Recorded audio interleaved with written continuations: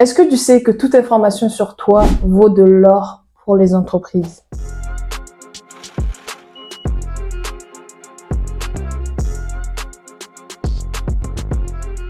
Salut à toi et bienvenue sur InID, je suis Ashta. Ici on parle de data, de droit, d'actualité et d'intelligence artificielle. Si tu es nouveau, n'hésite pas à t'abonner et activer la cloche de notification pour ne rien rater des prochaines vidéos. Aujourd'hui, nous allons parler de la data.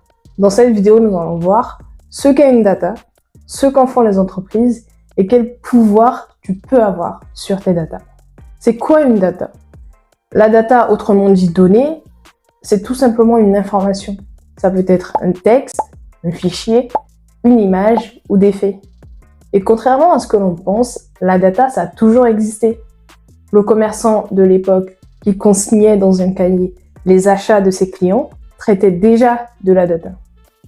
Mais alors, que font les entreprises de tes data? Eh bien, beaucoup de choses en réalité. Quand tu vas sur Netflix, par exemple, tu as souvent une rubrique « Recommandé pour vous »,« Sélection du jour pour vous »,« On pense que vous allez adorer ceci ». Eh bien, c'est l'algorithme qui, en se basant sur tes données, te recommande des films et séries que tu pourrais aimer et ainsi augmenter le temps que tu passes sur la plateforme. Ta banque, par exemple, utilise également tes données pour détecter les fraudes et te protéger. Sur les plateformes de streaming comme Spotify, tes données sont également utilisées par les algorithmes pour te recommander des musiques que tu pourrais écouter. Au niveau des réseaux sociaux, c'est pareil. Facebook, YouTube, Instagram, TikTok te proposent des contenus que tu as l'habitude de regarder ou que tu pourrais aimer, tout simplement pour, encore une fois, augmenter le temps que tu passes sur ces plateformes-là. Sache que la data est partout et la data vaut très cher. Les entreprises l'ont très bien compris. Plus une entreprise a des informations sur toi, plus elle pourra dresser ton profil, affiner son approche commerciale et maximiser son chiffre d'affaires. Mais les entreprises ne sont pas les seules à s'intéresser à tes données. Les hackers aussi. En décembre 2024, c'est 10 banques françaises qui ont été ciblées par un cheval de Troie, un virus, qui était destiné à dérober des identifiants bancaires et des portefeuilles de crypto-monnaies. Donc, comment pourrais-tu avoir un pouvoir sur tes données? Eh bien, sache que tu n'es pas complètement impuissant. Avec le RGPD qui est en vigueur depuis 2018, tu as un certain nombre de droits sur tes données.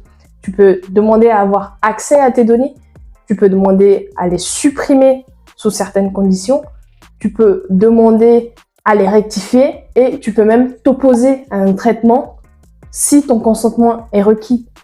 L'entreprise sera obligée de respecter ton choix. Si elle ne le fait pas, tu pourras saisir la CNIL, qui est le gendarme français en matière de protection des données personnelles. Il faut savoir qu'en janvier 2024, la CNIL a condamné Amazon à 32 millions d'euros pour la surveillance abusive de ses salariés.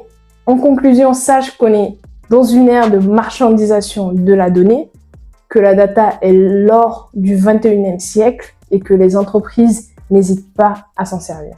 Dis-moi ce que tu as pensé de tout ça en commentaire. La data est un vaste sujet, j'ai essayé d'être claire et concise. Si tu n'es pas encore abonné, n'hésite pas à le faire et moi je te dis à la prochaine.